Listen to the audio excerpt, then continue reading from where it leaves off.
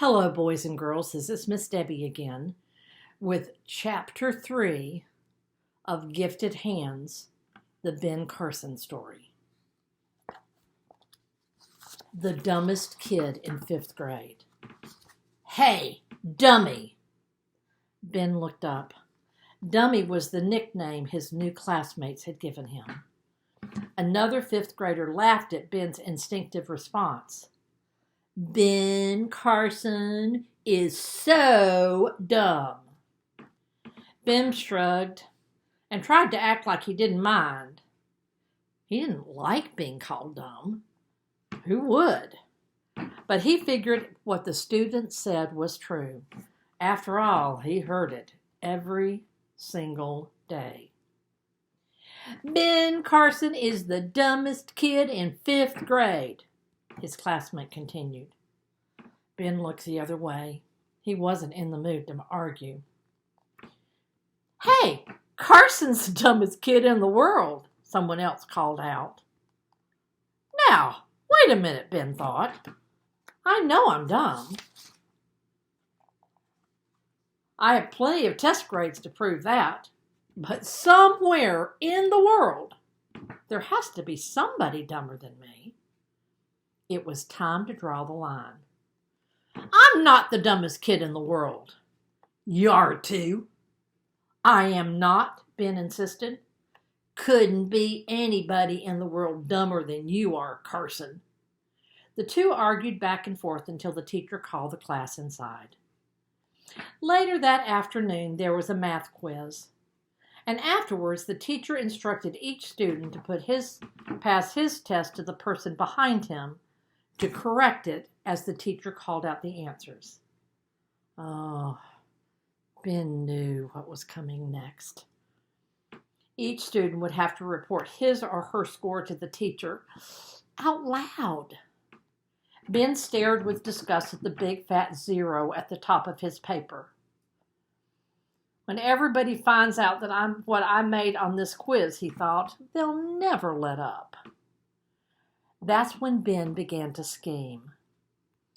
Maybe if I mumble, he thought, the teacher won't understand me. So when the teacher called out Ben's name, he muttered, Mom. And it worked. It worked. 9? Benjamin, how wonderful. Class, did you see what Benjamin has done? Didn't I tell you if you just applied yourself, you could do it? Ben, I am so proud of you. Now, 9 would have meant that Ben had 21 wrong, but 9 was still a lot better than his usual grade. That must have been why the teacher kept raving on, at least until the girl who had graded Ben's paper decided to set the record straight. He said none, she said. You know, none, as in not any. After a short pause, a chorus of laughter broke out in the room. The teacher shook her head as she sat down in her chair. Ben wanted to disappear. But he couldn't, so he just grinned and tried to pretend that the laughter didn't bother him. Ben felt especially dumb when all the 5th grade students at Higgins Elementary had their eyes tested. The boy ahead of Ben rattled off the letters and the numbers with ease. But when Ben's turn came, he squinted and tried, but he could not make out any of the letters except the very top line.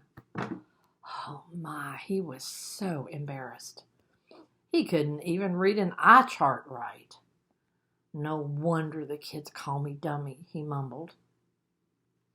Being able to read an eye chart has nothing to do with being smart or dumb, the nurse replied.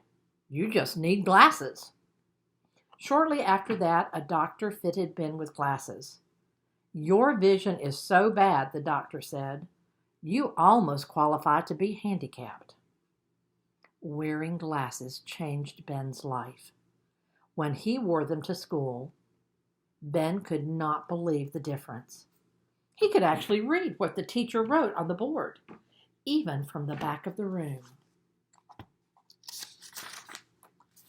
A few weeks later, Ben received his midterm grade report.